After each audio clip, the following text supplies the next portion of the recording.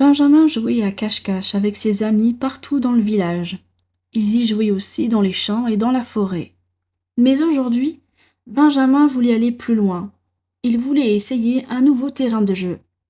Ses amis et lui marchèrent jusqu'au marais situé non loin du village. Personne ne venait jamais ici.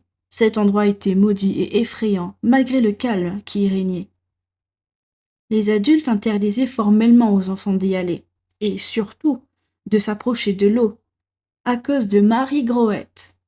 Cette vieille femme terrifiante et décharnée était une sorcière qui s'en prenait aux enfants. Benjamin et ses camarades se rapprochèrent du marais en scrutant ses eaux sombres et recouvertes d'une couche de vase. Il se tourna vers les autres et leur proposa d'écouter une histoire d'horreur, une vieille légende. Ils acceptèrent avec joie et s'installèrent au bord de l'eau. Benjamin leur raconta donc l'histoire qu'il avait entendue maintes fois de la bouche de ses parents et de ses grands-parents, et que tous les enfants du village connaissaient également. Marie Groët était une vieille femme pauvre qui était arrivée dans leur village avec ses enfants. Elle habitait dans une cabane au bord de l'étang. Depuis son arrivée, elle faisait tomber une pluie de malheur sur le village. La baratte à beurre ne faisait plus de beurre, ou encore le métier à tisser qui ne voulait plus fonctionner. Comme c'était une étrangère, les gens se méfiaient d'elle et ne lui faisaient pas confiance. Un beau jour, alors que la vieille femme était partie en forêt chercher du bois, les villageois, qui s'étaient plaints auprès des élus du village pour réagir face à la sorcière, ont décidé de mettre un terme à la malédiction en mettant le feu à la cabane. Ce qu'ils ignoraient, c'était que les enfants de la vieille femme étaient à l'intérieur. Ils sont morts brûlés vifs. Leurs cadavres carbonisés furent retrouvés parmi les décombres. L'étrangère n'a pas supporté de perdre ses enfants.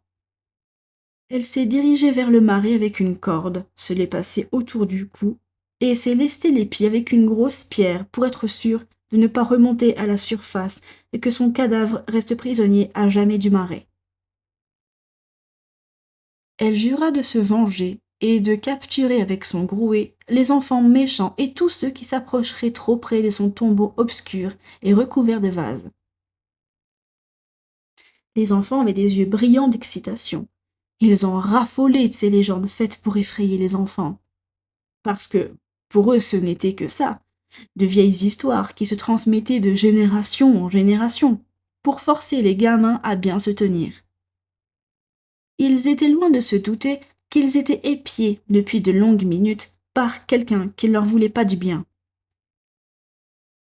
Le petit groupe réclama une nouvelle histoire au conteur qui avait le sourire jusqu'aux oreilles, lorsqu'un grand bruit éclata dans le silence des marais. Les enfants qui attendaient impatiemment gémirent d'effroi quand ils virent surgir des eaux sombres Marie Groët. Elle était telle qu'ils se l'étaient imaginée, vieille, terrifiante et maléfique. Elle avait des yeux noirs et vides enfoncés dans leurs orbites, un long nez crochu, des lèvres si fines qu'elles paraissaient inexistantes, et sa peau était si claire, si blanche, qu'on voyait à travers. Ses cheveux étaient fins et clairsemés, on distinguait sans mal son crâne à la peau fripée. Son long séjour sous l'eau lui avait valu l'apparition d'immondes cloques sur son visage. Elle était décharnée. Ce qui effrayait le plus n'était pas tant son aspect de sorcière que ses bras. Ils étaient très longs, maigrelet mais terrifiants. Elle tenait un grouet dans une de ses vieilles mains ridées. L'autre main était presque inhumaine. Au bout du long bras, il y avait une main aux longs doigts fins, qui possédait des griffes acérées et courbées, aussi pointues que les dents du grouet. Les jeunes enfants se mirent à hurler de peur et cherchèrent à s'enfuir. Mais Marie Groët était plus rapide qu'eux. Elle en attrapa 2 en même temps avec son grouet et les plongea sous l'eau. Ils se débattirent comme des diables pour remonter à la surface, seulement la sorcière était plus forte qu'eux. Les yeux agrandis par la terreur, la bouche ouverte en un cri assourdi par l'eau, un tourbillon de bulles cachant la moitié de leur visage, la dernière image qu'ils virent avant de sombrer dans le noir, ce fut d'autres de leurs amis se faire embrocher par les griffes de la vieille femme.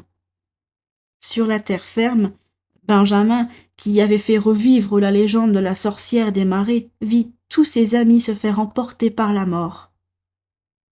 Alors qu'il était seul, il tomba à genoux sur le sol, tandis que Marie Groette sortit de l'eau avec son Groé ensanglanté à la main. Il comprit que sa dernière heure était arrivée. Il était incapable de bouger, hypnotisé par les yeux mangés par les ténèbres. Elle lui offrit son sourire le plus funeste en penchant sa tête sur le côté. Elle brandit devant elle son bras interminable, afin d'effrayer encore plus le garçon avec ses griffes qui crissèrent les unes contre les autres. Sans le prévenir, elle les enfonça lentement dans sa gorge. Le garçon cria fort, mais de sa bouche torturée ne sortit aucun son, hormis d'horribles gargouillis. Du sang jaillissait en éclaboussant le gamin et les loques miteuses de la sorcière démoniaque. Elle retourna dans l'eau, entraînant derrière elle Benjamin qui agonisait aux portes de la mort, toujours empalé sur les griffes. Les cadavres des gamins s'alignaient les uns à côté des autres, les yeux grands ouverts, le corps lesté par de gros cailloux afin qu'ils restent au fond des eaux pour toujours. La sorcière les avait disposés dans des postures qui se voulaient naturelles, mais qui étaient parfaitement grotesques. Ils ressemblaient à de pauvres pantins qui avaient eu les membres brisés en divers endroits. Sous ses yeux avides de vengeance et de haine, la sorcière admira sa collection d'enfants morts qu'elle retenait prisonniers des marais depuis plusieurs générations. Tous étaient portés disparus et ne furent jamais retrouvés. Très vite, le marais retrouva son calme, ses eaux redevinrent lisses et tranquilles, et tous ceux qui s'y promenèrent ne se doutèrent pas une seule seconde que, sous leurs yeux, Marie Groette vivait dans un cimetière.